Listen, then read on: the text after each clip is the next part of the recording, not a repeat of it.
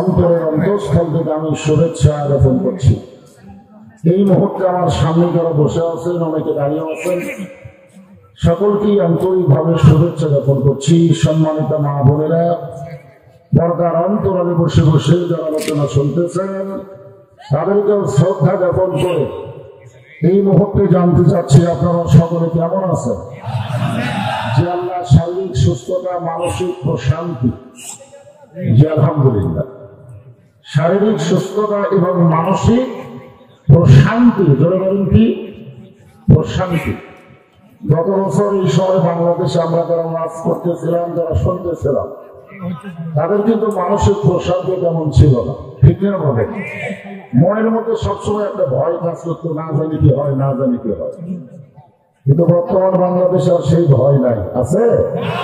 এই জন্য গত বছর এই সময় ছিল অশান্তি, বর্তমানে হয়েছে মানসিক প্রশান্তি। যে আল্লাহ দয়া করে রহম করে মানসিক প্রশান্তি সহ করাজ করি জান্নাতের বাগানে কোরআনের মাহফিল আমাদের কবুল করলেন। আমরা সে আল্লাহর উপরে খুশি রাখে যাই। এখন জবান করে সমস্যরে সকলে বলবো, রব্বানা লাকাল হামদ হামদান কাসীরান তাইয়িবান মুবারাকান ফীহি। আমরা একজন আল্লাহর প্রশংসা করলাম, যিনি ভাগ্য করে আমাদেরই আল্লাহ। সুবহানাল্লাহ বলেন।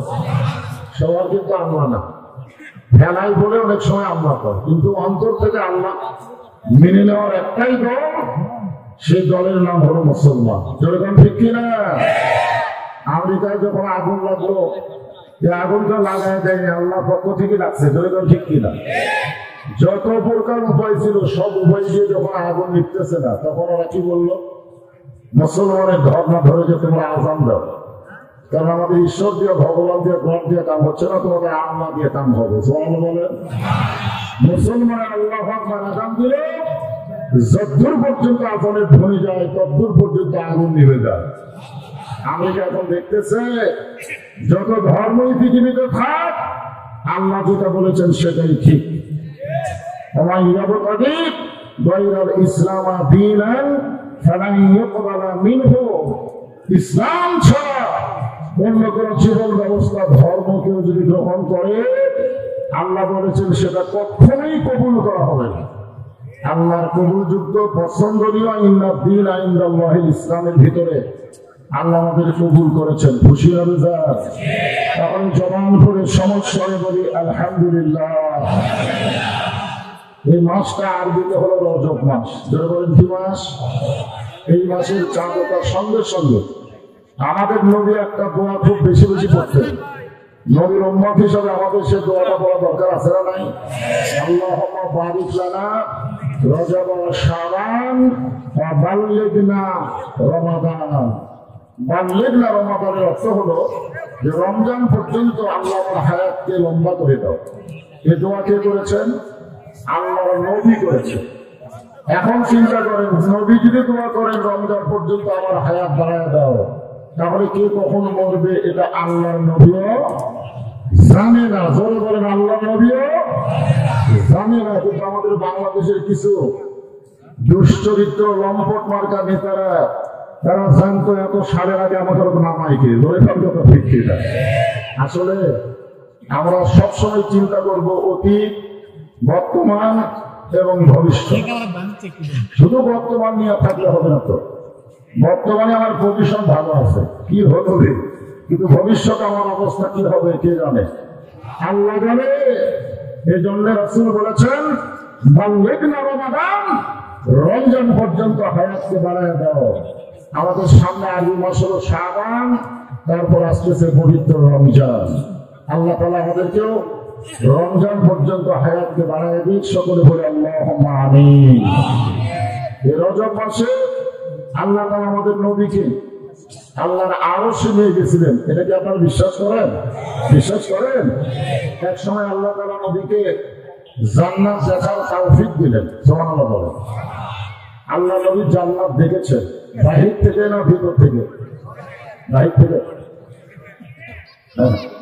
আজকে আমরা মুসলমান, কোরআন শরীফ শুধু বাহির থেকে দেখলে হবে না, ইসলামকে শুধু বাহির থেকে দেখলে হবে না, ভিতরে না ঢুকলে পুরোপুরি বোঝাও যায় না, জানাও যায় না, দেখাও যায় না। বলে তো ঠিক কিনা?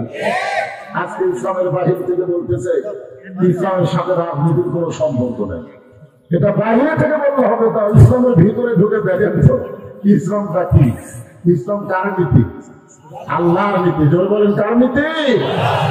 সম্রাট শাহজাহান আল্লাহর কাছে হাত তুলে বলতেছেন, ও বাদশাহ, বাদশাহ, তোমার দরবারে আমি ফুটি। মোগল সম্রাট শাহজাহান আমাদের আল্লাহকে বাদশাহ বিশ্বাস করে তার কাছে নিজকে ফকির বানায় দিচ্ছে। এখান থেকে বোঝা গেল আল্লাহর নীতি হলো রাজনীতি আর মানুষের নীতি হলো ফকিরের নীতি। দরকার কথা ঠিক কিনা? এটা আমার কথা না, কথা আল্লাহ। আল্লাহ বলেছেন আল্লাহ গানিয়ুন ওয়া আনতুমুল ফুকারা। আল্লাহ হচ্ছেন ধনী, আমরা সবাই হলাম ফকির। তাহলে আল্লাহ হচ্ছেন বাদশাহ, তাবারাকাল্লাযী বিয়াদিহিল মুলক। গোটা পৃথিবীর রাজত্ব কর্তৃত্ব মালিকানা একমাত্র তার হাতে। সবাই বলা লাগবে, যাই বলবেন না তাকে বিশ্বাস করেন না। তাহলে বাদশাকে আল্লাহ, আল্লাহর নীতি হলো রাজনীতি আর মানুষের নীতির নাম হলো ফকিরা নীতি। ধরে বলেন কি নীতি? ফকিরা নীতি। তাহলে আমরা বলবো ইসলামের সাথে ফকিরা নীতির কোন সম্পর্ক নাই। ইসলাম হচ্ছে পুরাটাই রাজনীতি। বলেন সুবহানাল্লাহ। আমাদের নবীকে আল্লাহ তাআলা জান্নাতের ভিতরে ঢুকে জান্নাত দেখার তৌফিক দান করেছিলেন। জান্নাত দেখা, আমাদের নবী যখন জান্নাতের মধ্যে ঢুকলেন আল্লাহ তাআলা বলেছেন, সালামুন আলাইকুম তিবতুম ফাদখুলুহা খালিদিন। কেউ যদি জান্নাতের মধ্যে একবার প্রবেশ করে, আল্লাহ বলেছেন খালিদিন, চিরস্থায়ী ভাবে তাকে জান্নাতে থাকতে দেওয়া হবে, তাকে আর বের করে দেওয়া হবে না। তো ফেরেশতা জিবরাইল বলেন, ইয়া রাসূলুল্লাহ, আপনি যদি জান্নাত থেকে বের না হন, আল্লাহ আপনাকে জান্নাত থেকে বের করে দিবে না। আপনারা বলেন তো এই কথা কি রাসূলের পক্ষে না বিপক্ষে? কথা পায় পক্ষে। অথচ আল্লাহ রাসূল এত রাগ করলেন। আল্লাহ নবী বলেন, জিবরাইল, সেই কথা একবার বলেছ, এই কথা দ্বিতীয়বার বলো না। কারণ আমি নবী আমার জন্য না, আমি নবী হলাম আমার উম্মতের জন্য।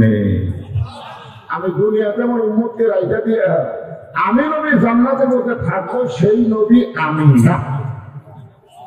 চিন্তা করছেন? এই জন্য দুরূদের মধ্যে আমরা কি বললাম? আল্লাহুম্মা সাল্লি আলা সাইয়্যিদিনা।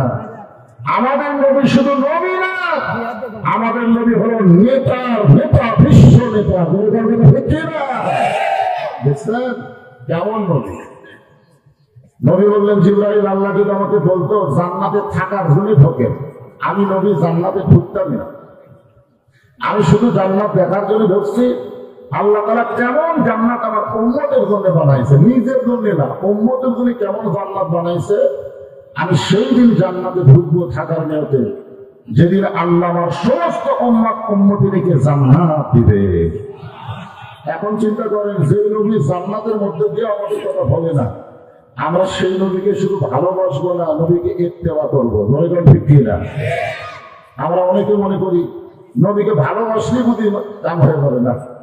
সবচাইতে নবীকে বেশি ভালোবাসিছেন তার চাচা আবু তালেব। আবু তালেবের মতো নবীকে ভালোবাসা কেউ বেশি দেয়। কারণ নবী নিজেই বলেছেন, মায়ের পেটে থাকতে ইতিম ছিলাম, কিন্তু দুনিয়াতে আসার পরে আমি ইতিম ছিলাম না। ভাগ্য করে আল্লাহ এমন একটা চাচা আমাকে দিয়েছিলেন, যেই চাচা আমাকে এমন ভাবে লালন পালন করলেন, আমার যে বাবা নাই এটা আমি বুঝতেই পারলাম না। বলেন, অথচ এই চাচা কিন্তু জান্নাতে যাবে না, এই চাচাকে আল্লাহ জাহান্নাম দিবে। এখান থেকে প্রমাণ হলো নবীকে শুধু নবী বলে ভালোবাসতে হবে না, নবীর প্রতি দরুদ পড়ি, নবীর সালাম করি মসজিদের ভিতরে, কিন্তু নবীর সমাজ গড়ার কাজে অনেকের দ্বন্দ্ব মনে বাজে। আমাদের নবী শুধু নবী ছিলেন না, আমাদের নবী হলেন বিশ্ব নেতা। আমাদের নবী হলেন এক সময় মদিনার রাষ্ট্রপতি। আমাদের নবী হলেন বদরের যুদ্ধের সেনাপতি। আমাদের নবী যেদিকে যাবেন সেই দিকে পাবেন। পিতা হিসাবে আমাদের নবীর চাইতে ভালো পিতা পৃথিবীতে কেউ ছিল না। স্বামী হিসাবে আমাদের নবীর চাইতে ভালো স্বামী পৃথিবীতে কেউ ছিল না। বাবা হিসাবে আমাদের নবীর চাইতে ভালো বাবা পৃথিবীতে কেউ ছিল না। মানুষ হিসাবে আমাদের নবীর চাইতে ভালো মানুষ পৃথিবীতে কিয়ামত পর্যন্ত কেউ আসবে না। সুন্দরের দিক দিয়ে আমাদের নবী ছিলেন 1 নম্বর। ধরিতরটা ঠিক কিনা? যেদিকে যাবেন সেই দিকে নবী 6 নম্বর। তারপরে আপনারা 1 নম্বরকে ধরবেন না নম্বর বিহীন তাদেরকে ধরবেন?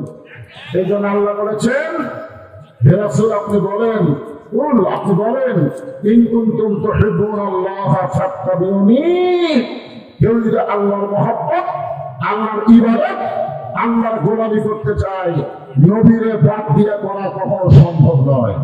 ইত্তেবা করতে হবে রাসূলকে। ভাগ্য করে আমরা একজন রাসূলকে আমরা পেয়েছি। আল্লাহ তার উম্মত হিসেবে আমাদের কবুল করেছেন। খুশি হবে না? তাহলে জবান খুলে বলি আলহামদুলিল্লাহ। আমাদের কোরআন থেকে তাফসীর শুনবো কিছু সময়, কারণ আসর পর্যন্ত আলোচনা করা যাবে। আসর আজকে তো বেশি আর দেরি নাই, বেশি দেরি আছে তাই 4:15 পর্যন্ত আলোচনা করা যেতে পারে, ঠিক না বলে? 4:15 পর্যন্ত, তারপর তো আসর নামাজের আগাম হবে। আগাম ধরে তো আমাদের আগে আপনার নামাজ জোর করে, সেই জন্য সময়ের দিকে খেয়াল করে আমাদের আলোচনা করতে হবে। যে কোরআন থেকে আমি একটা আয়াত তেলাওয়াত করেছি সূরা মুলকে, আল্লাযী খালাকাল মাউতা ওয়াল হায়াতা। আমাদের মৃত্যু এবং হায়াতকে সৃষ্টি করেছেন কে? আপনারা বলেন তো, আমরা বর্তমানে হায়াতে আছি, সামনে আমাদের কি? মৃত্যু। তাহলে আগে আমরা হায়াত, তারপরে আমাদের মৃত্যু। অথচ আল্লাহ বলতেছেন খালাকাল মাউতা ওয়াল হায়াতা, আগে মৃত্যু তারপরে হায়াত। এখানে বলার মধ্যে অবশ্যই কৌশল আছে, বলে তো আছে না নাই? কারণ হায়াত পাওয়ার পরে এ কথা যেন কখনোই মনে না হয় যে আমি আইসি ঠিকই থাকার জন্য। এটা কখনোই মনে করা যাবে না আমরা দুনিয়াতে এসেছি থাকার জন্যে না যাওয়ার জন্যে। জোরে বলেন, এই যাওয়ার সময়টা আমার নির্ধারিত নেই। এরকম নাই যে আগামী 30 সালে আমার যাওয়া লাগবে, এরকম নাই যে আগামী 35 সালে আমি বিদায় দেব, এরকম আছে? আগামী কাল পর্যন্ত আমার কোনো গ্যারান্টি? কথা বলেন। তাহলে যাওয়ার জন্য যদি আমরা সবাই বিশ্বাস করি, প্রস্তুতি নেওয়া লাগবে ভাইজান। এভাবে যেভাবে আসি এভাবে গেলে তো অবস্থা খারাপ। আল্লাহ বলেছেন লা তামুতুন্না, মৃত্যুবরণ করো না ইল্লা ওয়া আনতুম মুসলিমুন, যতক্ষণ মুসলমান না হবে। এখন আমরা বলেন আমরা কি মরার জন্য প্রস্তুত? কিন্তু যে কোনো সময় কিন্তু আল্লাহ আমারে রইব না আর বেশি দিন তোদের মাঝারে, কত জনকে কত কি দিলাম, যাওয়ার কালে একজন আরো সঙ্গে না পাইলাম। ও আমার সাগর মালা চাইছে, রইব না আর বেশি দিন তোদের মাঝারে। গান, একটা গান গাইতাম, কারণ আমরা সবাই যাব। সত্যি যদি যাওয়ার প্রস্তুতি নিতে চাই, তাহলে বর্তমান যে পরিবেশ বাংলাদেশে চলতেছে, এই পরিবেশে মরা যাবে, কিন্তু মুসলমান হয়ে মরা খুব কঠিন হবে। যে পরিবেশ চলতেছে বর্তমানে বাংলাদেশে, যে পরিবেশ চলতেছে, আপনাদের অন্তর থেকে চিন্তা করে বলেন তো, এটা কি মুসলমানের পরিবেশ? কিসের পরিবেশ? একটা পরিবেশ তো আছে, আছে না নাই? এখন মুসলমান জন্ম দিয়ে তার সন্তানকে হিন্দুর বাড়িতে লালন পালন করতে দিল, 10 বছর পরে মুসলমান তার সন্তানকে ফেরত নিল। আপনার বলেন তো, সন্তান আল্লাহ আল্লাহ কবে না ভগবান কবে? কেন কবে? কি করবেন? কারণ মুসলমান জন্ম দিলে তো হবে না, যে পরিবেশে বড় হয়েছে সেই পরিবেশে তো জিকির হবে। এখন হিন্দু জন্ম নিয়ে মুসলমানের বাড়িতে লালন পালন করতে দিচ্ছে, 10 বছর পরে হিন্দু তার সন্তানকে ফেরত দিচ্ছে। আপনার বলেন তো, এই সন্তানকে ভগবান কবে না আল্লাহ কবে? তাহলে কি বুঝলেন? যে জন্ম দিলেই মুসলমান হিন্দু হয় না, হিন্দু মুসলমান হয় পরিবেশের কারণে। ধরে তার কথা ঠিক কিনা? বর্তমানে যে পরিবেশ চলতেছে, এই পরিবেশে যদি আমাদের মৃত্যু হয়, কি হয়ে মরবো আল্লাহ ভালো জানে, কিন্তু মুসলমান হয়ে মরা খুবই কঠিন হবে।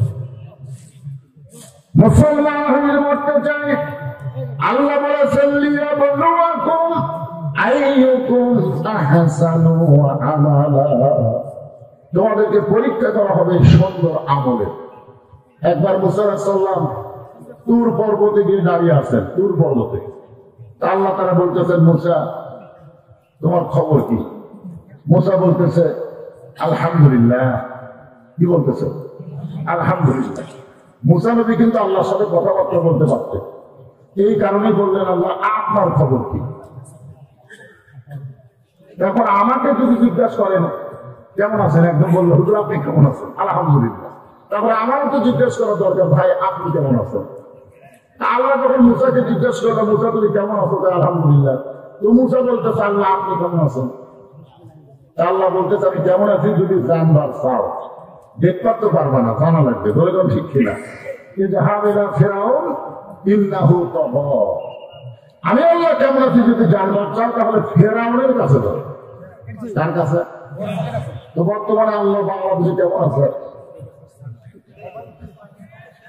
এই জামাত এখানে দিচ্ছে, যেখানে একটা বিনোদন জগতে একটি দর্শনীয় মসজিদ নির্মাণের জন্য আদায় করা লাগবে। দলিল কি করা লাগবে? 6 তলা 7 তলা 20 তলা বিল্ডিং আপনি তৈরি করছেন থাকার জন্য, সেই বিল্ডিং এর জন্য কোনোদিন আদায় করছেন? কথা বল না কেন? কোনোদিন আদায় করছেন? তখন আপনি বিশাল একটা কোটি কোটি টাকাতে বাড়ি বানালেন, সেখানে একটা আদায় করা লাগলো না। আর আল্লাহর ঘর তৈরি করবেন গেলে ভিক্ষা করা লাগবে। তারপরে আল্লাহ কেমন আছে আপনারাই বলেন। কথা বল না কেন?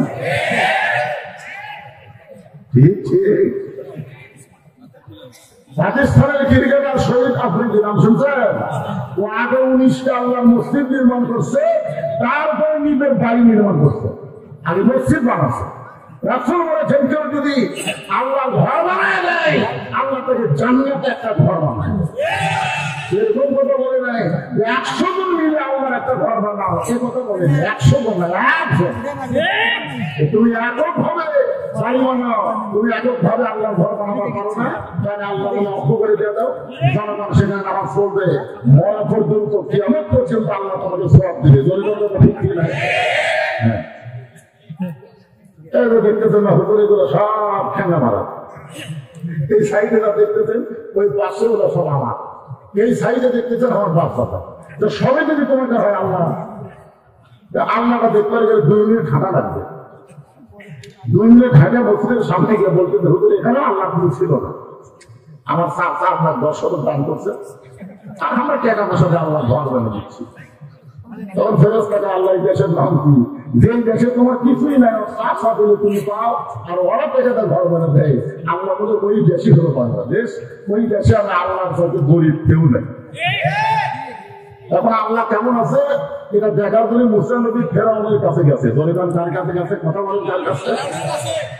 ফেরাউন জিকির করতেছে 41 সালে আমার নামাইকে, 41 সালে আমার নামাইকে, 41 সালে আমার নামাইকে। ফেরাউনের জিকির দেখছেন? আনা রাব্বুকুম আলা, আমি হলাম সবচাইতে বড় আল্লাহ। আপনার বলেন তো, কিছুক্ষণ আগে মুসা নবী যার সঙ্গে কথা বলেছে দিদিকে, আর ফেরাউনের দরবারে কি দেখতেছে?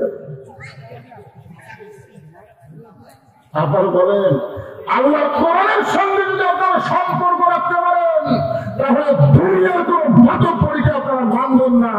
একমাত্র মত পরিচালিত আমার আল্লাহ। মুসা নবী কিছুক্ষণ আগে কার সাথে কেটে চলে গেছে, কার সাথে কথা বলছে? তো কোরআন শুনতে আপনি পড়েন, তখন কার সাথে কথা বলেন? কথা বলেন আল্লাহ।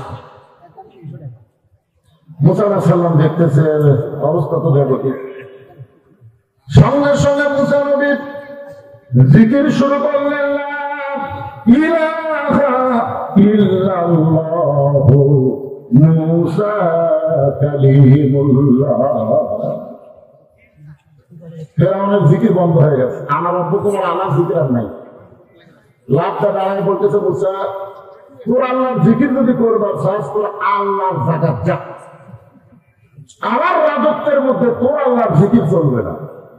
মুসা আলাইহিস সালাম বলতেছে ফেরাউন তাহলে বাঁচা দে, তোর কতটুকু আল্লাহর কতটুকু এটা বাঁচা দেওয়া লাগবে। ধরে কি দেওয়া লাগবে? আপনার বাঁচা দেন তো, আল্লাহর কতটুকু আর আপনার কতটুকু বাঁটেন, বাঁচা বোঝেন? হ্যাঁ, সীমানা উল্লেখ করে দেন, এইটুকু আল্লাহ আর এইটুকু আমাদের। আল্লাহর ঘরের মধ্যে যখন যাব তখন আমরা আওয়ামী লীগ বিএনপি জাতীয় পার্টি জামাত যত ঘর আছে আমরা কাতারবদ্ধ হয়ে দাঁড়াবো। আর আমাদের এলাকার মধ্যে যখন ঢুকবো তখন আমরা ইচ্ছা মতো মুসলমান যদি হন ইচ্ছা মতো কোনো জিনিস চলবে না, চলবে আল্লাহর আইন মতো। ঠিক না? মসজিদের মধ্যে গিয়ে তুমি তো বলতে পারলো না যে আমার বড় দল আওয়ামী লীগ আমি সামনে কাতার, বড় দল বিএনপি আমি দ্বিতীয় কাতার, জাতীয় পার্টি দ্বিতীয় কাতার, যুদ্ধ অপরাধী জামাত ইসলাম চতুর্থ কাতার। এরকম কথা তো তুমি আল্লাহর ঘরে বলতে পারলো না। আল্লাহর ঘরে আওয়ামী লীগ বিএনপি জাতীয় পার্টি জামাত পায়ের গোড়ালির সঙ্গে গোড়ালি মিল করে কাতার সোজা করে। ঠিক না? মসজিদের মধ্যে কাতার সোজা করলা আর সমাজে বের হয়ে 14 দল 20 দল হয়ে গেল। অথচ আল্লাহ বলেছেন আল্লাহ রাসূলের ব্যাপারে ঈমান ইসলামের ব্যাপারে কোরআন ব্যাপারে মানুষকে কোনো দোয়াতলি করা যাবে না।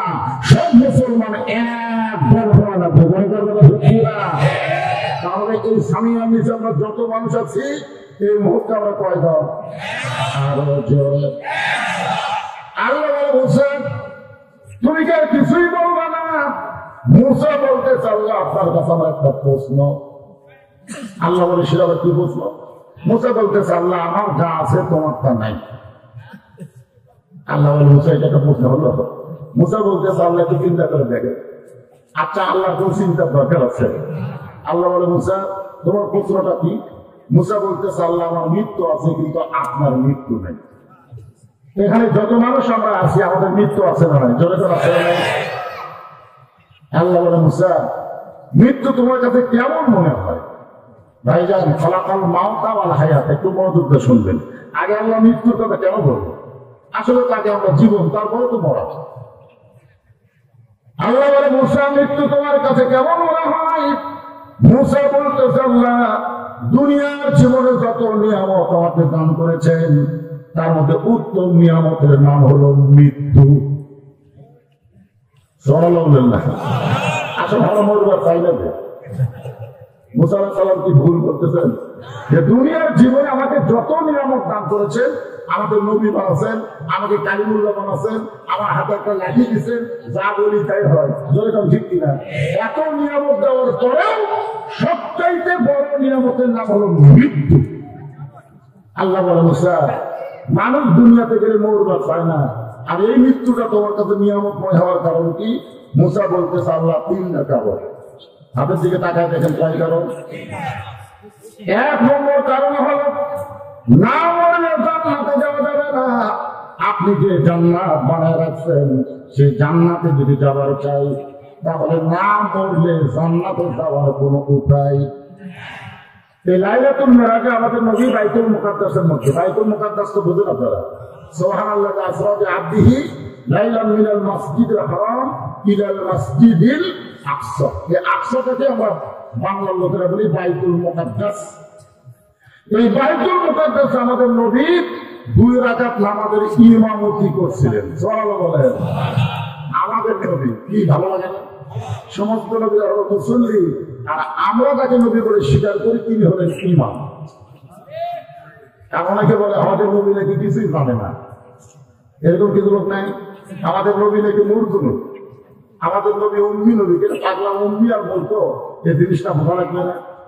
রাসূল বলেছেন ইন্নী বুইসতু মুআল্লিমান, আমি প্রেরিত হয়েছি শিক্ষক হিসাবে। বলুন সুবহানাল্লাহ। আমাদের নবী অনুমতি করে সালাম ফেরানোর পরে জিবরাইল বলেন রাসূলুল্লাহ আপনার পিছনে যারা নামাজ পড়লো আপনি কি তাদের চিনেন? আল্লাহ রাসূল বলেন জিবরাইল আমি তো তাদের চিনি না। বলে সমস্ত নবী রাসূল আজকে আপনাকে ইক্তেদা করে আপনি হয়ে গেলেন ইমামুল আম্বিয়া ইমামুল মুরসালিন।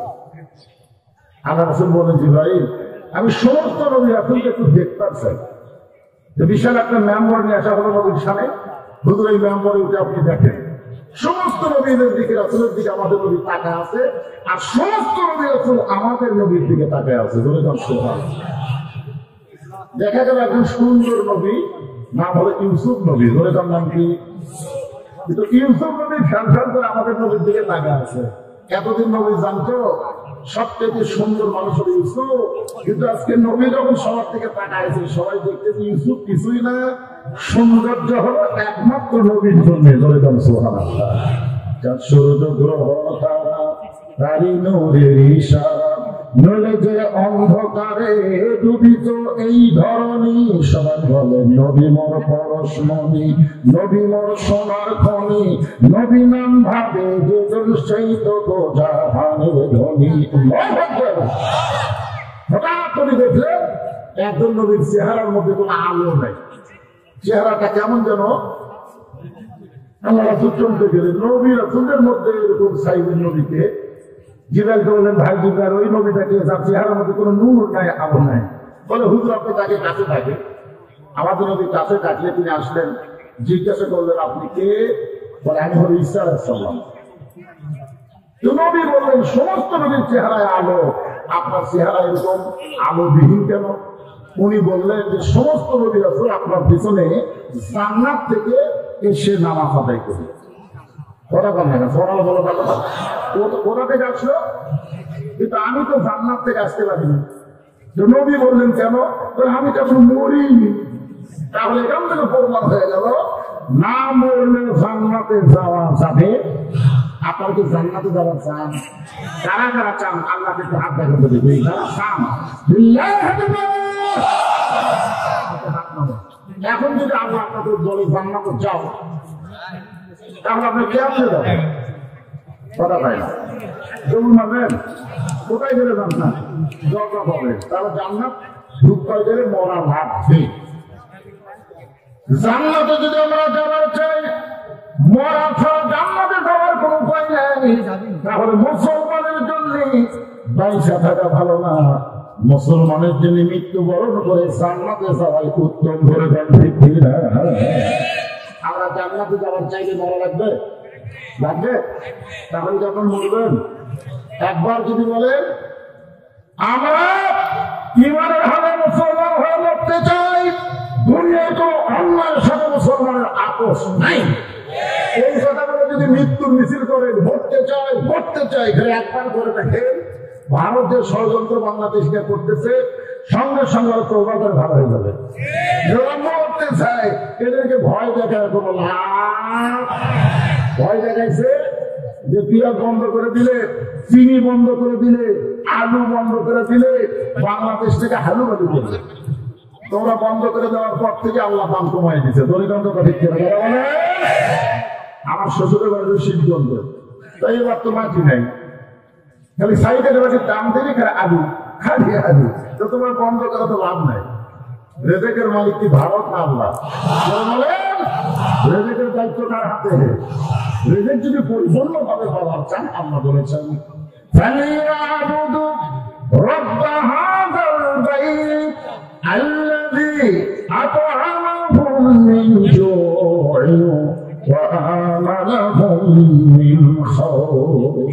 ওই ঘরের মালিকের তোমরা গোলামি করো। কোন ঘর? এখানে যে বলা হচ্ছে দর্শনীয় মসজিদ করবেন, এই মসজিদটা কার ঘর? সবাইকে বলতে হবে কার ঘর? ওই ঘরের মালিকের তোমরা গোলামি করো। দুনিয়াতেই তোমাদেরকে দুইটা পুরস্কার দেওয়া হবে। এক নম্বর পুরস্কার হলো তোমাদের রেজেকের কোনো পেরেশানি করা লাগবে না, তোমাদের ক্ষুধা দারিদ্রতা আল্লাহ নিজের হাতে দূর করে দিবে।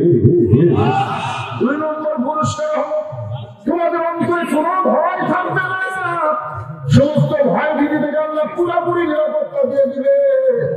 আমেরিকা ফিলিস্তিনে মুসলমানকে মারবে আর আল্লাহ আমেরিকায় আগুন পাঠায় দিবে। ধরে কোন কথা ঠিক কিনা?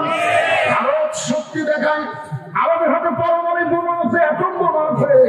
আল্লাহ বলে বোমা তোমাদের কাছে থাকতে পারে, কিন্তু মুসলমানের ঈমানের সাথে আল্লাহ আছে। ধরে কোন কথা ঠিক কিনা? একবার যদি বিশ্বাস করেন বোমা ফোটে না, আগুন জ্বলায় না যতক্ষণ আল্লাহ হুকুম না দেয়।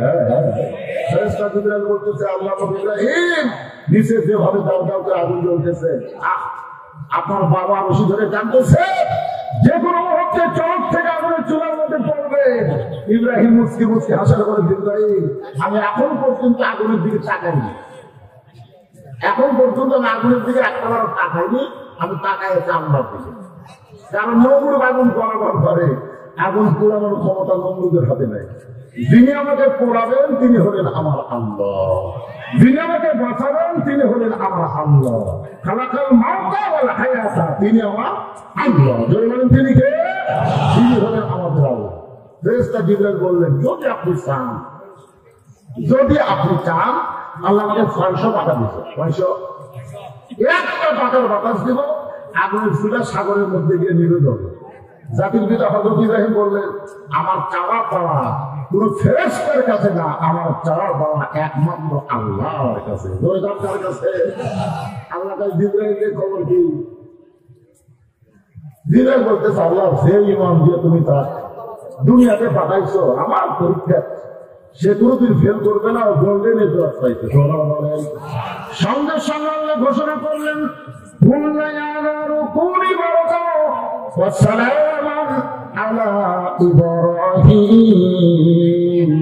আগুনের চুলাতে শান্তির বাগান হিসেবে পেয়ে গেল।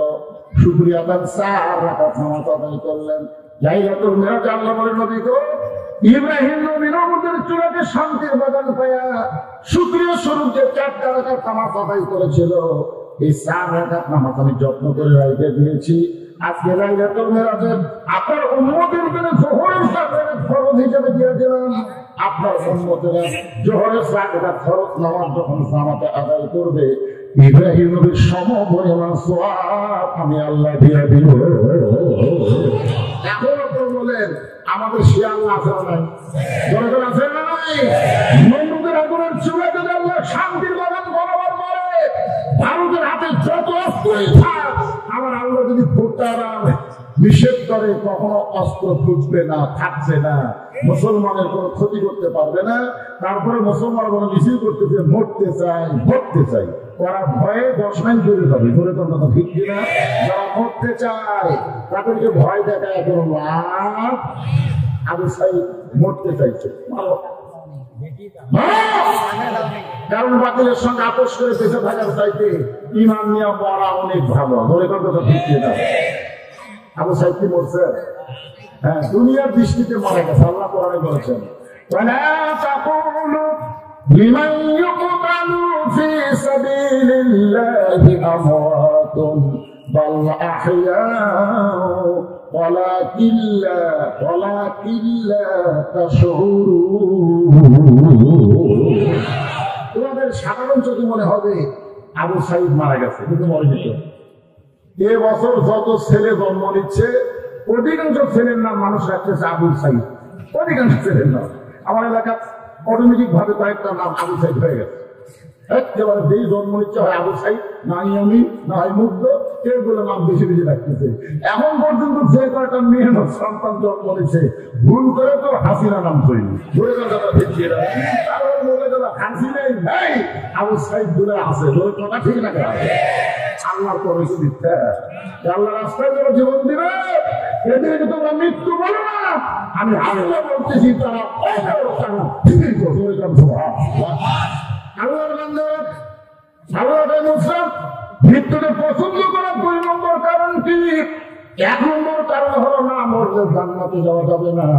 2 নম্বর কারণ হলো আমার মৃত্যুটা কেবলমাত্র আল্লাহর জন্য আমি তপস করেছি। সবাইকে এরকম নিয়োগ করতে পারেন যে মরাই যখন লাগবে আমরা আল্লাহর জন্যই মরবো না? মরা তো লাগবে না, মরা লাগবে না, মরা লাগবে না, তো মরবো তার জন্য, আল্লাহর জন্য। এইটা আলোচনা করি একটু সময়। আমি আপনাদের ঘরে ভিক্ষা চাচ্ছি, সেই সময়টা হলো আমার অসংখ্য মা মনে রয়েছে আজকের মা ফিরে আসে নাই। আর আসার সময় দেখলাম পুরুষ মানুষই নাই, কারণ মেয়েরাই আসতে চায়। কিন্তু অসংখ্য মা বলে রয়েছে, এদের জন্য 10 মিনিট অফ না করলে ওরা এখানে জাবিয়ার করতে হুজুরে কি করলো বুঝতে পারলাম না। আমার মায়েরা শোনেন, মেয়েদের জন্য আমল কিন্তু বেশি না। আল্লাহ রাসূল ফাতেমার ঘরে গিয়ে বললেন, ফাতেমা তোমার হাতটা বাড়ায় দাও। ফাতেমা যখন হাতটা বাড়ায় দিলেন, নবী হাতের আঙ্গুল ধরে একটা চুমা দিলেন। আপনি মেয়েদেরকে চুমা দিতে পারবেন, মেয়েরা যখন বড় হয়ে যাবে কপালে দিবেন, হাতে দিবেন, এগুলো দেওয়া হবে। তো রাসূল ফাতেমার হাতে চুমা দিয়ে বলেন, ফাতেমা তোমার কি কখনো মনে হয় যে তুমি আল্লাহর নবী মেয়ে হওয়ার কারণে আল্লাহ তোমাকে জান্নাত দিবে? এই কথা কি কখনো তোমার মনে হয়? ফাতেমা বলতেছে, বাবা কি কম, আপনি শুধু নবী, আপনি হলেন বিশ্ব নবী, আপনার মেয়ে হওয়ার কারণে আমি জান্নাতি, এটা তোমার বারবার মনে হয়। রাসূল বলেন খবরদার এই কথা মনে করুন যে নবীর মেয়ে হওয়ার কারণে আল্লাহ তোমাকে জান্নাত দিবে, এটা কখনোই মনে করবে না। জান্নাতে যদি যাবার চাও তাহলে জান্নাতের আমল করে তোমাকে জান্নাতে যেতে হবে। আপনারা বললেন বাবা জান্নাতের আমল কি? রাসূল বলেন মেয়েদের জন্য মাত্র 4টা আমল করলে আল্লাহ খুশি হয়ে তাদেরকে 8টা জান্নাতের দরজা খুলে দিবে। মাত্র 4টা আমল, বিনিময়ে 8টা জান্নাত। প্রতি আমলে 2টা করে পাবে, কিন্তু 4টার মধ্যে একটা বাদ দিলে একটা পাবে। কেউ যদি মনে করেন 4টার মধ্যে একটা বলে তো 2টা পাচ্ছি না, 4টা আমলের বিনিময়ে 8টা জান্নাত, কিন্তু কোনো আমল বাদ দেওয়া চলবে না। 1 নম্বর হলো নামাজ, 2 নম্বর হলো রমজানের রোজা, 3 নম্বর সতীত্বের হেফাজত পর্দা করা, 4 নম্বর স্বামীর কথা মতো চলা। এই 4টা আমল প্রথম কয়টা? এ মায়েরা মনোযোগ দিয়ে শোনেন, আপনাকে অবাক হচ্ছে। তারপরে ফিরে আসবো মৃত্যুকে পছন্দ করার 2 নম্বর কারণের উপরে। এখন আল্লাহ রাসূল বলেন ফাতেমা তুমি খেয়াল করে দেখো তো, নামাজ যে 5 বার পড়া লাগবে এটা কিন্তু সব সময় 5 বার, মানে 24 ঘন্টার মধ্যে 5 ওয়াক্ত। 24 ঘন্টায় কয়বার? 5 বার। আপনার ওয়াক্ত ছেড়ে ওয়াক্ত বোঝেন? ওয়াক্ত মানে সময়। ফজরের নামাজের ওয়াক্ত, জোহরের নামাজের ওয়াক্ত, আসরের নামাজের ওয়াক্ত, মাগরিবের নামাজের ওয়াক্ত, এশার নামাজের ওয়াক্ত। ওয়াক্ত মানে সময়। তাহলে 24 ঘন্টার মধ্যে 5 বার নামাজ পড়লে নামাজের হক আদায় হবে। বছরে 1 মাস, সারা বছর না, বছরে 1 মাস রোজা রাখলে রোজার হক আদায় হবে। সেটা হলো রমজান মাসে। কোন মাসে? হ্যাঁ, এটাকে তোমার মা বললে শোনাচ্ছে, আপনার শুনতে থেকে আল্লাহ ভালো করে। আর স্বামী যখন খেদমত চাবে, সব সময় না, স্বামী যখন চাবে তখন স্বামীর খেদমত করা লাগবে। নিজের ইচ্ছাকে স্বামীর খেদমত করা যাবে না। স্বামী যদি চায় তাহলে খেদমত, তাছাড়া লাগবে না। এখন হয়তো আপনার বলবেন হুজুর স্বামী চাইলে খেদমত করা লাগবে না, তাহলে কেন না? কারণ পুরুষ মানুষ বুঝতেছেন এক এক সময় এক একটা টেনশনে থাকে, থাকতে। আর মেয়েরা যদি অযথা খেদমত করবার আসে তখন বুঝবেন এর ভিতরে কিছু মানে কথা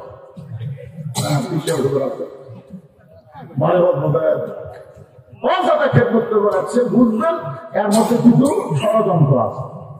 ষড়যন্ত্র হয় আপনার মায়ের বিরুদ্ধে, নয় আপনার বাপের বিরুদ্ধে, নয় আপনার ভাইয়ের বিরুদ্ধে, নয় আপনার বোনের বিরুদ্ধে, মানে আপনার আত্মীয়ের মধ্যে কামড়ে না কামড়ে বিরুদ্ধে বলার হলে কিন্তু খেদমত করতেছে।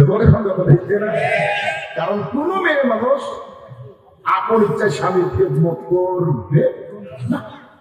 আমার তো পুরুষ মানুষ ভাই, আমার বউ আছে না, আমি জানি না। যখন খেদমত করতেছে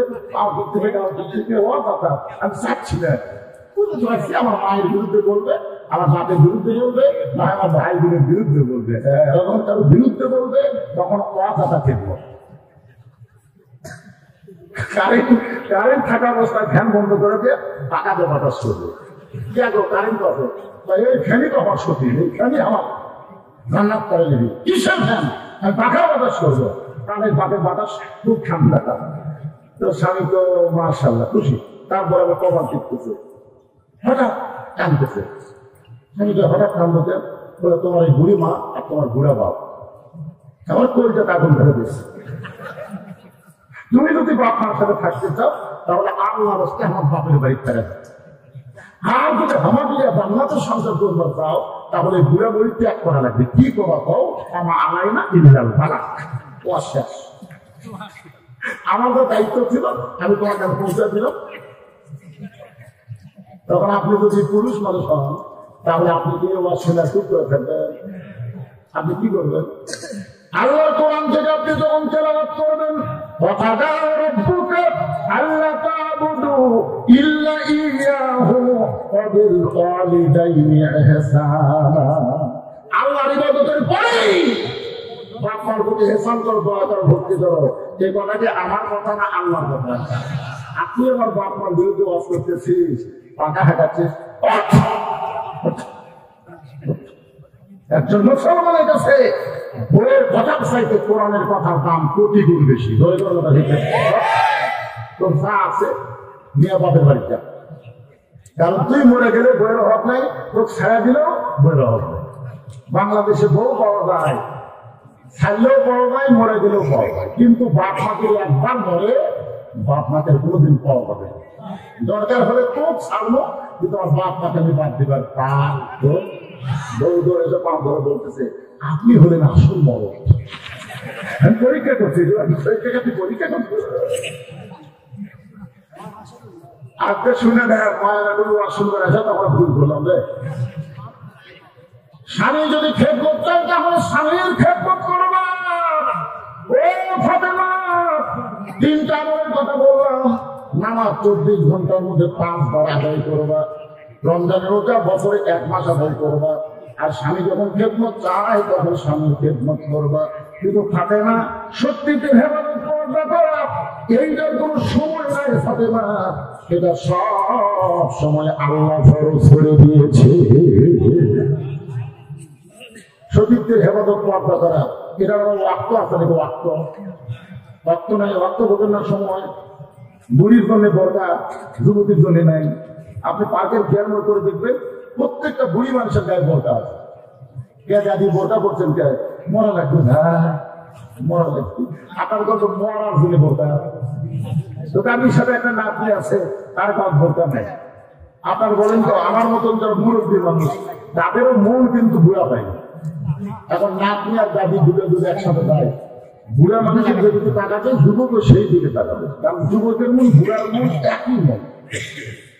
এখন সমস্ত মানুষ, পুরুষ মানুষ যেদিকে তাকাবে সেই মেয়েটাকে হেজাব করা লাগবে। আমি বলতেছি না যে আপনার পার্কে আসেন না, আমি আসতে বলতেছি আসেন, সাইড হয়ে আসেন। আল্লাহ কোরআনে বললেন অপরানা বিবুয়ুতিকুম ওয়ালা তাবাররুজনা তাবাররুজাল জাহিলিয়াতিল উলা। রে মেয়েরা, তোমরা ঘরের মধ্যে থাকো, তোমরা ঘরের বাহির হয় না। পুরো প্রয়োজনে যদি ঘরের বাহির হও তাহলে হেজাব নিয়ে পর্দা নিয়ে বের হওয়া লাগবে। ওই সাহেবদের মেয়েদের মতন সাজুগুজু করে বের হওয়ার কোন পারমিশন মুমিনা নারীর নাই। ভূমিকা জোরে বলেন। আমাদের জন্য বলতেছি না, আপনি হেজাব করবেন, বোরকা করবেন। সাইদুন নিসা হয় জান্নাত ফাতেমাতুল জোহরা, ফাতেমার সঙ্গে আল্লাহ পাক আপনাদেরকে জান্নাত দিয়ে দিবে। মেয়েদের ওয়াজ শেষ। এখন আসেন 2 নম্বর, আমার মৃত্যুটা কেবলমাত্র আল্লাহর জন্য অর্থ করেছি। আল্লাহর কুদরতের মধ্যে হাসি ফুটে গেছে, আল্লাহ হাসতেছে, এটা মুসানবি বুঝবার পারছে। কারণ দেখা যায় না, কিন্তু শোনা যায় তো। কথাবার্তা কি শোনা যায় না? ঢাকা থেকে একদম বাটন মোবাইল আপনাকে কল করছে, বাটন মোবাইল, ভিডিও না। এখন বাটন মোবাইল কল করে ঢাকা থেকে আপনার বন্ধুটা হাসতেছে, আপনি বললে থেকে বুঝতে পারবেন না। কি রে, কথাবার্তা মধ্যে একটা হাসিস কেন? এর হাসা কি দেখছো? হাসা শুনলেও বড় হয়। আল্লাহ কুদরতের মধ্যে হাসি ফুটে গেছে। মুসা বলতেছে আল্লাহ আপনি হাসতেছেন। আল্লাহ বলে মুসা রে, তুমি বড় চালাক, তুমি এমন কথা কইছো যে আমার মৃত্যুটা আপনার জন্য অর্থ করেছি। একমাত্র এই কথা তাই বলতে পারে যারা বড় চালাক। এখন আমার সামনে যত লোক বসে আছেন, যারা আছেন, আপনারা কি চালাক না বোকা? কথা পায় না, চালাক না বোকা? যারা যারা চালাক, কিন্তু 2টা হাত আসছিল আল্লাহকে দেখান তো দেখি। যারা তুলবেন না তারা কিন্তু বিপদে পড়বেন।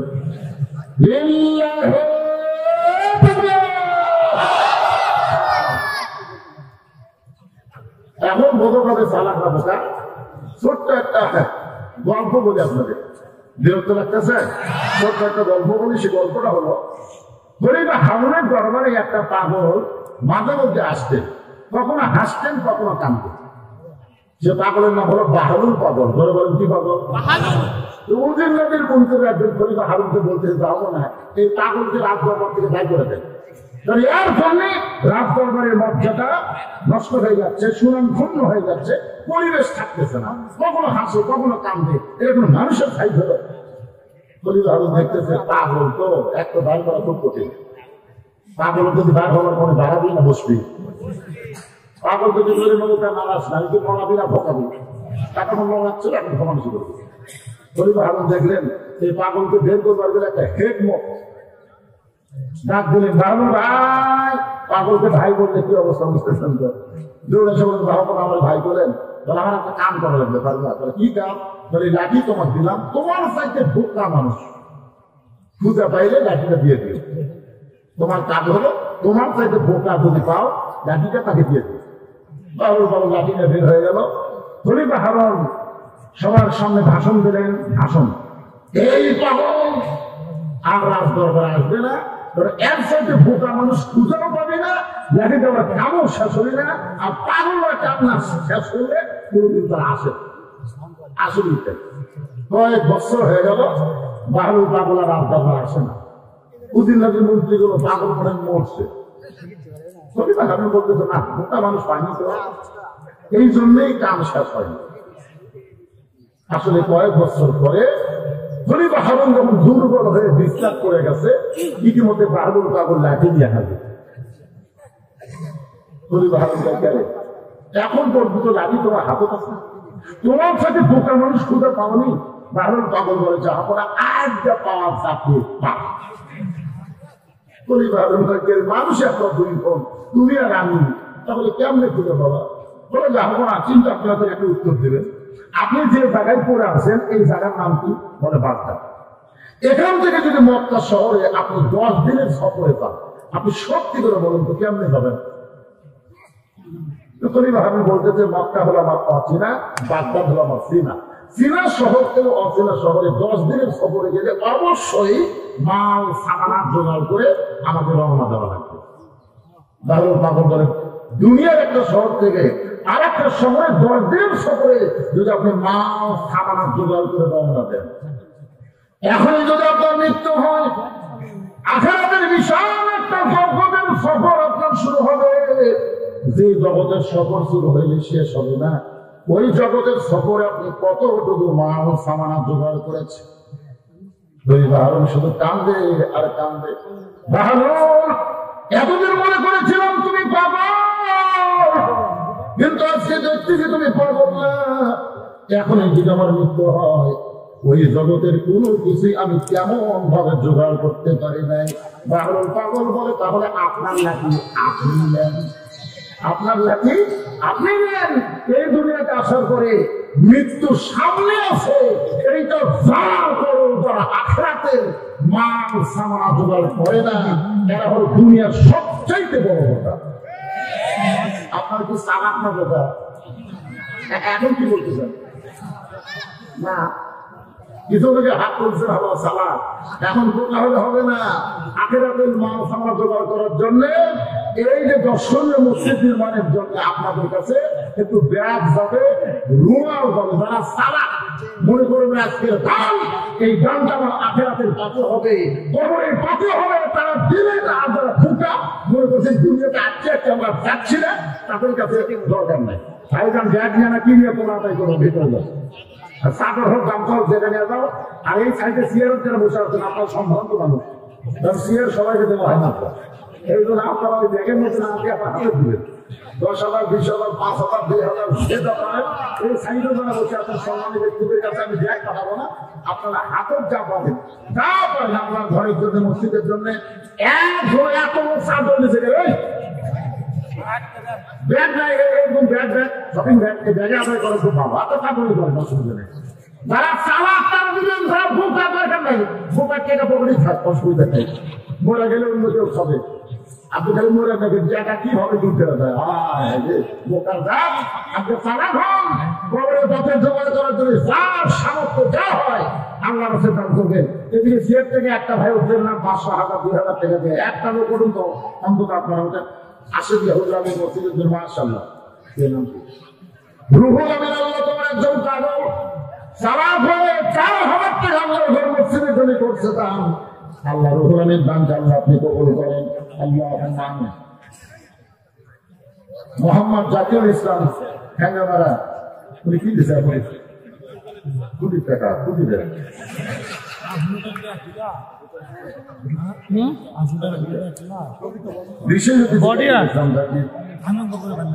এটা হলো প্রাইম লেন্স, এটা হলো ওয়েট লেন্স।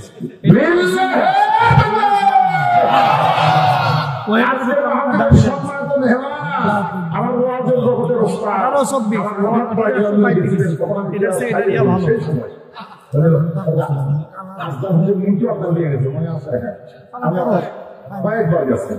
ওই 10,000 টাকা দান করেছে। আজকে আল্লাহ ঘর মসজিদের জন্য আল্লাহ ওনার দানকে কবুল করেন, জোরে করে আমিন। একসময় শুনছিলাম হুজুর খুবই অসুস্থ, আমরা দোয়া করেছিলাম মাহফিলে বানার জন্য। আল্লাহ আমাদের হায়াত রেখেছেন, আরো হায়াত রক্ষা করে দিন, আরো শিক্ষিত করেন।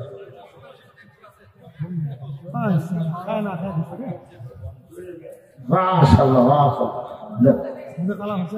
আব্দুর রশিদ উপদেষ্টা 3,000 টাকা নগদে দান করেছে। আল্লাহ কোরআনকে কবুল করেন, আল্লাহুম্মা আমিন। জাহিদুল ইসলাম জাহিদ সাবেক কাউন্সিলর ডাক্তারি পৌরসভা, উনি 50,000 টাকা নগদে দান করেছে। এই বিশাল দান মসজিদ হবে ইনশাআল্লাহ। আল্লাহ 50,000 টাকা দান করেছে। আল্লাহ তার দান কবুল করেন।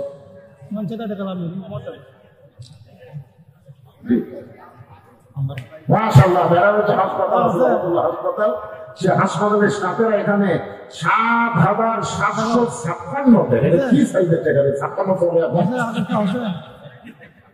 7 দিলে না 70 দিল, 56 অনেকে 1 টাকা 2 টাকা দিচ্ছে। আল্লাহ একজন আল্লাহ বান্দা 300 টাকা দান করছে। ডিএমএস মোবাইল মার্কেটের পক্ষ থেকে 10,500 টাকা দান করেছে। আল্লাহ ব্যবসার মতো বরকত দিয়ে দেন, বলে দেন আল্লাহুম্মা আমিন। গোটা ডিএমএস একটা পরিবার, গোটা পরিবারের উপর আল্লাহ রহমত বরকত নাযিল করে, বলে দেন আল্লাহুম্মা আমিন। ডিএমএস ফার্নিচার সেকশন থেকে 4,000 টাকা দান করেছে। আল্লাহ তাআলা দানকে কবুল করেন। সকলে বলে আল্লাহুম্মা আমিন। এর ভিতরে গামছা আছে, এখানে গামছাগুলো এখানে জমা দিন দাও। লাবিব লাবিব লাবিব মানে আল্লাহর তোর একজন বান্দা 5,000 টাকা আল্লাহর ঘরে ধরে দান করেছে। আল্লাহ তার দানকে কবুল করেন, আল্লাহুম্মা আমিন। EMSS প্রিন্টিং প্রেস থেকে 835 টাকা দান করেছে। আল্লাহ দানকে কবুল করেন। সকলে বলে আল্লাহুম্মা আমিন। একজনও নামাজ করবে না, বাকি 2টা ওয়াজ করে আমি এটা থেকে বিদায় নেব ইনশাআল্লাহ।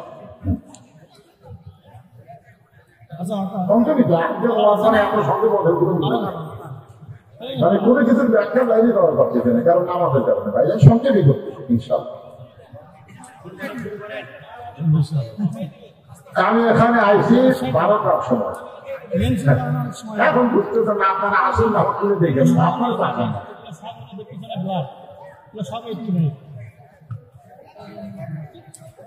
মাশাআল্লাহ, মসজিদের জন্য বাকি যে সিমেন্ট যেখান থেকে ইনশাআল্লাহ মজা আপনার হাদিসের ওই 2 বছর সিমেন্ট দান করবে। আল্লাহর ঘরের জন্য আল্লাহ দান কবুল করেন। একটু জিকির করি লা ইলাহা।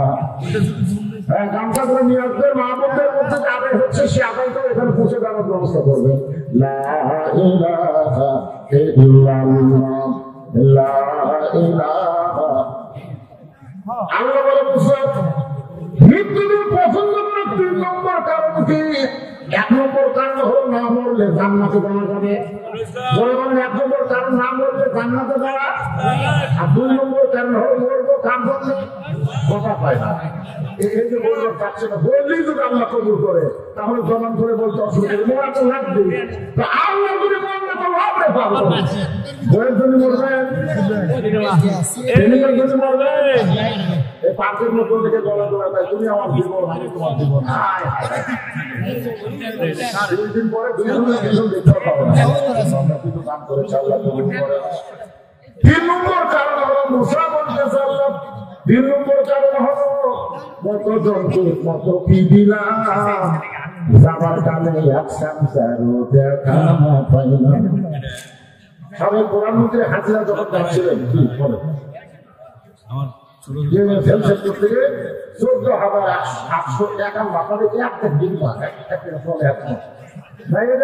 বিয়ের মহল মানে কত হচ্ছে 56, 51, 10,851 টাকা দান করেছে। আল্লাহ তাদের পক্ষে দান আল্লাহ কবুল করেন। আপনারা দেখছেন কিছুদিন আগে দেখুন খালেদা জিয়াও কিন্তু বাংলাদেশ থেকে গেছে, তাই নাকি? টাটা এয়ারলাইন্স থেকে এত সুন্দর একটা বিমান ছাড়া দিচ্ছে, সাবেক প্রধানমন্ত্রীর কাছে বারবার বলেছিল বিদেশে একটু চিকিৎসা দেওয়া লাগবে, আইনের হাসিনা যখন যাবো আমি একটা ভিডিও দেখছি ভাই, সাবেক প্রধানমন্ত্রী হাসিনা খালি এরকম তার দিকে তাকায়, তার দিকে তাকায় দেখে আছে কিন্তু নাই, কেউ নাই। চলছে পথে 2 দিন থামি না, যাবার কালে এক সংসার দেখা না পাইনা, একটা সংসার আগে আগে পড়াছে ধরে খাওয়া ওই স্বামী ওসমান হজরত ছিল, সে আর নাই। আমি খাওয়া তাদের যে কুটি লুকা ছিল ভাই, কুটা পাওয়া যায় না ধরে কেউ দেখিয়ে না। আর বেগম যে কিভাবে গেল দেখলে না, কি সম্মুখধারা দিয়ে তাকে নিয়ে যাওয়া হলো। তুমি তাকে আয়ের সাক্ষ্য বলতে গেলে তাকে আল্লাহ সম্মান দিয়ে নিয়ে গেল, আর তুমি কেমনে গেলে? এটি জনগণ বিশ্বাস করে। তো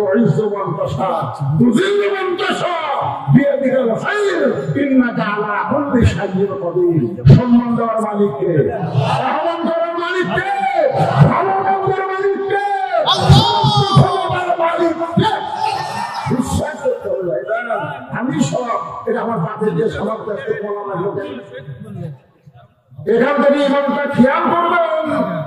মুসা বলতে পারলাম মৃত্যুকে পছন্দ করার 3 নম্বর কারণ হলো দুনিয়াটা ক্ষণস্থায়ী, আর মরার পরে যে জীবনটা পাবো সেটা হলো চিরস্থায়ী। আপনারা বলেন তো ক্ষণস্থায়ী ভালো না চিরস্থায়ী ভালো? আপনার চিন্তা চান চিরস্থায়ী যদি চান তো থাকে আল্লাহ পাক আজকের আলোচনা বুঝবো যাবে সমাজ যাবে সকল আমি এখন হুজুর আছে এখানে কিছু কথা বলবো মনে হতো। জি খোলো আদের নেই এখন উঠবেন না, বসো। আপনার সাথে হিসাব ক্লিয়ার, তাহলে আপনি আমার সাথে খুশি করবেন। দেখেন আজকে যিনি আমাদের আমাকে দাওয়াত দিয়েছেন ডক্টর হোসনেরা বেগম, ওনার বড় ভাই বিশ্বাস হুজুর, ওনার স্বামী আজকে প্রধান অতিথি। আমি মনে করছিলাম চেয়ারে যখন ওনাকে দেখলাম না ওই হয়তো আসবে, কিন্তু দেখা যাচ্ছে উনিও আজকের মঞ্চে আল্লাহ ইচ্ছা করলে সবাইকে সুস্থতা দান করতে পারে। প্রাণ করে করবো আনসারের সাথে আল্লাহ যেন পুরোপুরি সুস্থতা দান করে সকলে বলেন আমিন। মাশাআল্লাহ উনি যখন সুস্থ ছিল তখন আমার সাথে আবার দেখা হয়েছে ইনশাআল্লাহ। আজকে দেখেন আমার সবাই অসুস্থ হবে, আমাদেরকে যাওয়াই লাগবে, থাকার করে কেউ আসেনি ভাইজান। তো যারা যদি সত্যি অন্তর থেকে চান আজকের আলোচনাটা অল্প সময়ের মধ্যেও আমি অত্যন্ত গুরুত্বপূর্ণ কিছু কথা বলেছি, এই কথার মধ্যে আমাদেরকে আমল করার তৌফিক আল্লাহ দান করুন, সকলে বলে আল্লাহুম্মা আমিন। দেখেন একবারে কথাটা কাজ করে মসজিদ আটকাই নাকি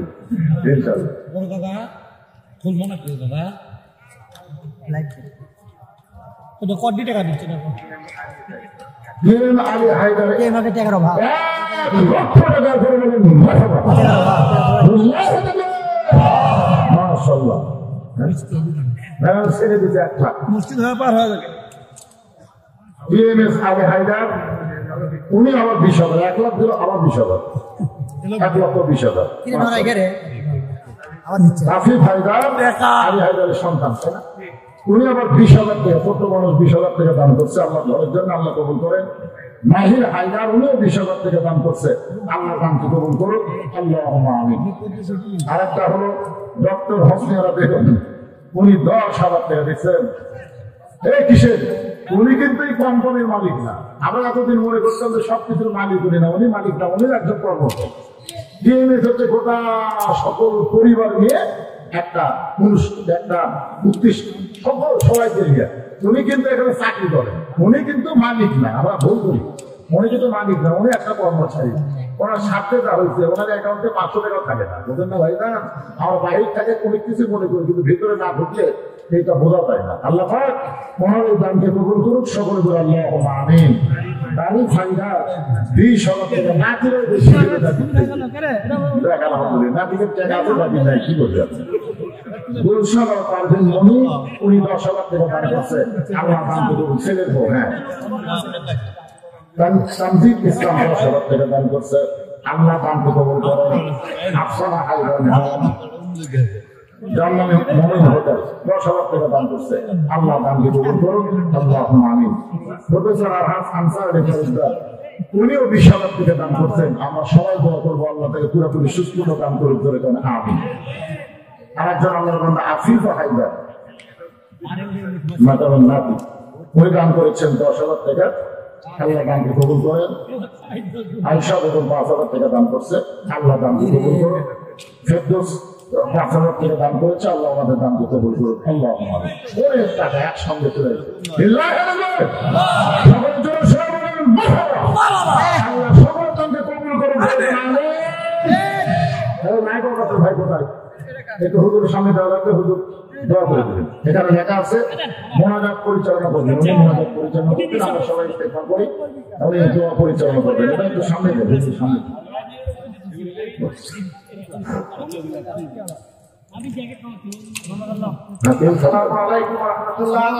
এতক্ষণ আমরা কোরআন হাদিসের সান্নিধ্যাস অনেক গুরুত্বপূর্ণ আলোচনা শুনলাম।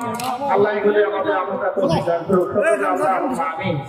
এ পর্যায়ে শেষ দোয়া এবং নসিহত পেশ করবেন সর্বজন শ্রদ্ধেয়, সর্বজন মানীয় আমাদের সকলের ছেলেটা মাথা মুকুট দারুল হাবিব খানকা শরীফে সম্মানিত ঈশা কেবলা মাহবুবে সুবহানী কুতুবে রব্বানী পীরে কামেল আলহাজ হযরত মাওলানা আব্দুর রহমান পিসা কেবলা। আমি পিসা কেবলাকে তার নসিহত এবং দোয়া পরিচালনা করার জন্য সবিনয় অনুরোধ করছি। আসসালামু আলাইকুম ওয়া রাহমাতুল্লাহ। আসসালামু আলাইকুম ওয়া রাহমাতুল্লাহ।